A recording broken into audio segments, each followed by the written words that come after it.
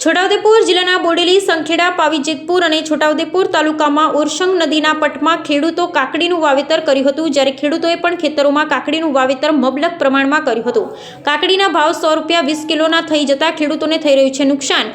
ખેડૂતોને ₹15થી વધારે 1 કિલોનો ભાવ મળે તો તેઓને થોડો ઘણો નફો મળે છે. કાળી મજૂરી કરી પકવેલ કાકડીના પાકના ભાવ ના મળતા ખેડૂતોને રોવાનો વારો આવ્યો. છોટાઉદેપુર જિલ્લામાંથી કાકડી દિલ્હી લઈ જવામાં આવી રહી છે. દિલ્હીના વેપારીઓ છોટાઉદેપુર જિલ્લામાંથી કાકડી ₹100 20 કિલોના ભાવે ખરીદે છે, જ્યારે કાકડી ઉગાડવા માટે ખાતર, બિયારણ, દવા તેમજ કાકડીને તોડવાનો ખર્ચ તેમજ કાકડી બજારોમાં વેચવા લાવવા માટે ટ્રાન્સપોર્ટેશનનો ખર્ચ લાગે છે. હાલ તો કાકડી પકવનાર ખેડૂતોને કોઈપણ પ્રકારની બચત ના થતાં ખેડૂતોમાં નારાજગી જોવા મળી રહી છે. છોટાઉદેપુર જિલ્લામાં કોઈપણ સરકારી કોલ્ડ સ્ટોરેજ નથી. ખેડૂતોનો માલ તૈયાર થાય ત્યારે કોલ્ડ સ્ટોરેજમાં મૂકવાની વ્યવસ્થા ન હોવાથી ખેડૂતોને જે ભાવ બજારમાં મળે તે ભાવે માલ વેચી દેવા મજબૂર બનવું પડે છે.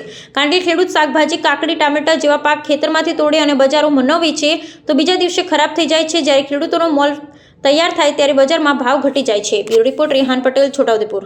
દિલ્હી જવાની છે, છોટાઉદેપુર ખરીદી બરોબર ₹5 કિલો કાકડી. હવે અહીંથી દિલ્હી લઈ જવાનો કેટલો ખર્ચો? દિલ્હી અહીં લઈ જવાનું 70,000 ભાડું. 70,000 ભાડું. અને કેટલા મણ ભરીને જશો? આમાં જશે 16 ટન. ફક્ત ₹5 ₹5 કિલો. હમ. અને તમે વેપારી છો? અમે ક્યાં માલિક છે. અહીંથી અહીં છોટાઉદેપુરમાં નદીમાં વાડી બનાવીને જવા દી દિલ્હી. એટલે નદીમાં કાકડી તમે પકવી? નદીમાં તમે નદીમાં કેટલા લોકો અહીંયા આ કાકડી પકવે છે? અમારા અહીં ઘણા 8-10-15 જણા. તો તમને પૂરતા ભાવ મળ્યા? પૂરતા ભાવ નથી મળ્યા. તો શું થશે આ પરિવાર? આમાં તૂટે જ ને પૈસા ઘટે અમારે. ₹5 કિલોમાં? 5 કશું નહીં મળે. આમાં કાંઈ વધે જ નહીં અમારે. આમાં આ તો તાત્કાલિક વેચવી પડે ને. 2 સાદી પછી થોડી વેચાય. આ તો બીજા દી બગડી જાય 2 અઠવાડિયું. તો ₹5 કાકડી? ₹5 કિલો. અહીં કોણ લેવા આવે છે દિલ્હીથી? અહીંયા અમારી દલાલ વેપારી હોય ને મોકલી દે. અહીં પૈસા જ ન થાય સાહેબ. અહીંથી લાવવા માટે બિયારણના એટલા ભાવ છે, બીજા મતલબમાં બધા DAP, ઉરિયામાં બધામાં ભાવ એવા છે કે ₹5 કિલોમાં શું પૈસા થાય તમે વિચાર કરો.